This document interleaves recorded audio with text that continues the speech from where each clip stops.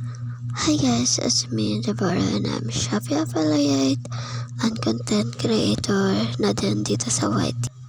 At ito naman guys yung ating tutorial na ituturo ko sa inyo kung paano gumawa ng Facebook pages. So pumantala kayo sa inyong profile and then makikita nyo dyan guys ng inyong page na nakalagay, tapos mag-create lang kayo. At mag-create ka nga lang dyan guys ng pangalan na pwede ninyong ilagay.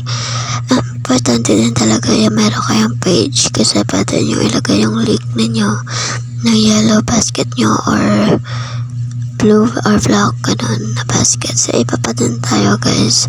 So pwede din kayong pumili ng inyong category, like mahilig kayo magkanta, lagay nyo dyan guys yung gamer, tsaka iba pa, personal blog, mapa-beauty man yan, or healthcare, or gusto mo yung band. So kayo na nga guys, maaala dyan. Tapos pwede din maglagay kayo ng website. Kung hindi, pwede pindutin nyo lang yung skip button, and then boom, meron ka ng instant na Facebook page.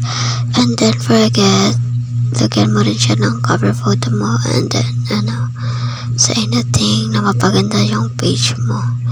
So ayan guys, kung meron kang natutunan sa ating channel, don't forget to like and subscribe mo na din guys itong aking channel. So thanks sa panonood. God bless, bye.